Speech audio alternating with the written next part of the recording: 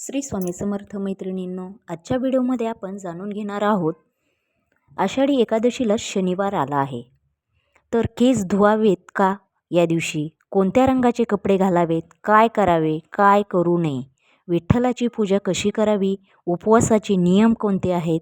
चला तर मग आपण सुरुवात करू. त्या अगोदर जर आपण आपल्या @swami-3131 या चॅनलला सबस्क्राईब केले नसेल तर लगेच सबस्क्राईब करा, लाईक करा, शेअर करा आणि बेल आयकॉन बटन प्रेस करण्यास विसरू नका. कॉमेंट्समध्ये नक्की लिहा श्री स्वामी समर्थ, श्री स्वामी समर्थ लिहिण्यास विसरू नका. धार्मिक मान्यतेनुसार आषाढी एकादशी आणि शनिवार या दोन्ही दिवशी स्त्रियांनी केस धुणे टाळावे असं धार्मिकदृष्ट्या आहे. परंतु एकादशीचे नियम पाहण्यास गेलो तर एकादशीच्या पवित्र दिवशी केस धुतल्याने व्रताचे तेज किंवा पुण्याचे जे फळ असते ते कमी होते असा समज आहे. दुसरे नियम पाहण्यास गेलो तर शनिवार हा शनिदेव आणि हनुमानजीचा समर्पित हा दिवस असतो. या वारी महिलांनी केस धुणे टाळावे असे कारण आषाढ शुक्ल एकादशीला देवशयनी किंवा आषाढी एकादशी म्हणतात.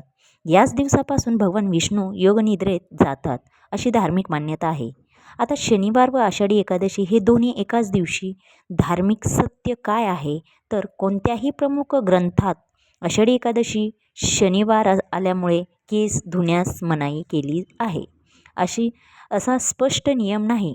परंतु काही अडचणी किंवा कुटुंबामध्ये परंपरेनुसार कोणाच्या इथे जमत असेल, काही अडचणी असेल तर त्या खूप काही अडचण आहे आणि तेव्हा तुम्हाला केस धुवायचेच आहेत तर तुम्ही धुवू शकतात. शनिवारी केस धुत नाहीत, परंतु काही जण पूजा करण्यापूर्वी स्नान करून केस धुतात. म्हणून प्रत्येक घराची परंपरा महत्त्वाची आहे. असे काही शास्त्रात स्पष्ट नाही की या दिवशी धुवू नये, परंतु शनिवारी तर सहसा केस धुत नाहीत.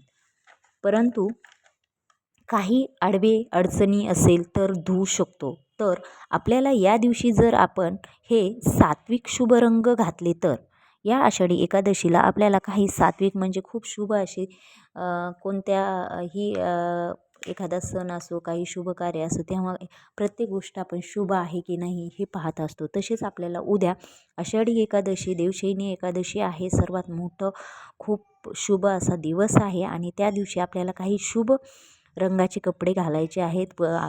तर त्यामध्ये शुभ कलर कोणता तर पिवळा हा भगवान विष्णूंना प्रिय रंग आहे.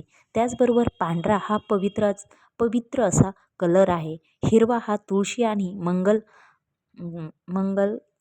असा हा कलर आहे. भगवा भक्ती आणि वैराग्य यांचा परंतु हे धार्मिक बंधनकारक नियम नाहीत, परंतु गडद काळे कपडे टाळण्याची काही ठिकाणी परंपरा आहे. आपल्याला या दिवशी सकाळी पहाटे लवकर उठून स्नान करून वस्त्र स्वच्छ परिधान करायची आहे. विठ्ठल रुक्मिणीची पूजा, तुळशीला पाणी अर्पण करायचे आहे. विष्णू सहस्त्रनाम किंवा ओम नमो भगवते वासुदेवाय नमः जप करायचा आहे. विठ्ठल विठ्ठल जय हरी विठ्ठल याचे नामस्मरण करायचे आहे. शक्य असल्यास उपवास करावा. त्याचबरोबर गरिबांना अन्नदान करायचं आहे. आपल्याला या पवित्र दिवशी चुकूनही या गोष्टी टाळायच्या आहेत. तर कोणत्या गोष्टी आपल्याला आषाढी एकादशीच्या दिवशी टाळायच्या आहे, म्हणजेच उद्या आपल्याला कोणत्या गोष्टी टाळायच्या आहेत तर भांडण करायचे नाही, उगाच विनाकारण कोणाशी खोटे बोलायचे नाही, व्यसनापासून दूर राहायचे आहे, तामसिक अन्न टाळावे, देवपूजा टाळू नये, म्हणजे तुम्ही उद्या देवपूजा करणार नाही असं काही करू नका. हे गोष्टी असं काही चुकून करू नका, कोणाचाही अपमान करू नये. आता हा उपवास आषाढीचा प्रत्येकाने केलाच पाहिजे असा धर्मशास्त्रात सक्तीचा नियम नाही. जर एखादी व्यक्ती आजारी असेल, गर्भवती असेल, लहान मुलं किंवा वृद्ध असेल, औषध घेत असेल तर ती पूर्ण उपवास न करता फळाहार किंवा सात्विक आहार घेऊ शकते. भक्तिभावाने भगवान विठ्ठलाची पूजा करू शकतो. आषाढी एकादशीला सर्वात महत्त्वाचे मानले जाते ते म्हणजेच विठ्ठलाचे नामस्मरण. ओम नमो भगवते वासुदेवाय किंवा विठ्ठल जय हरी विठ्ठल जप, पूजा, तुळशीपूजन, विष्णू सहस्त्रनाम, दान, सेवा आणि सात्विक आचरण. या आषाढी एकादशीला उपवास करणे अत्यंत पुण्यकारक मानले जाते. परंतु काही अडचणी वगैरे असेल त्या कारणामुळे तुम्ही जर उपवास करू शकत नसेल तर काही हरकत नाही, परंतु नामस्मरण हे खूप महत्त्वाचे आहे. तर तुम्ही जप नामस्मरण उद्या करू शकताय. उपवासापेक्षा श्रद्धा, भक्ती आणि भगवान विठ्ठलाचे नामस्मरण अधिक महत्त्वाचे आहे. आपण एकादशीला काय खावे?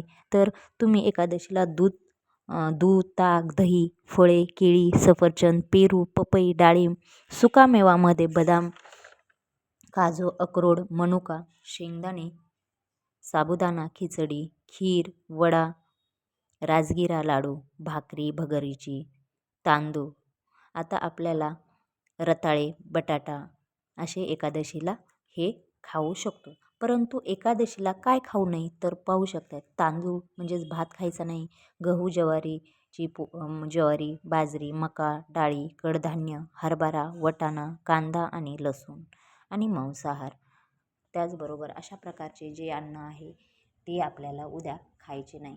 परंतु आषाढी एकादशीला शनिवार आला आहे, त्याचबरोबर केस धुवावेत का नाही हा देखील मी तुम्हाला सविस्तर सांगितले आहे. धार्मिकदृष्ट्या तसं नाहीच करायला पाहिजे असं काही नाही, परंतु जेवढं आपल्याकडून टाळता येईल काही गोष्टी त्या टाळाव्यात. परंतु उपवास करायलाच पाहिजे का? जर तुमची तब्येत चांगली नसेल, काही अडचणी असतील तर तुम्ही उपवास टाळू शकताय. अशा प्रकारे कोणत्या रंगाचे वस्त्र घालावेत, काय खावे, काय टाळावे, केस धुवावेत की नाही, काय करावे, काय करू नये, अशा प्रकारची संपूर्ण माहिती मी तुम्हाला या व्हिडिओमध्ये शॉर्टमध्ये परंतु संपूर्ण माहिती सांगितलेली आहे. अशा प्रकारची माहिती तुम्हाला जर आवडली असेल तर नक्की आपल्या चॅनलला लाईक करा, शेअर करा, सबस्क्राईब करा आणि बेल आयकॉन बटन प्रेस करण्यास विसरू नका.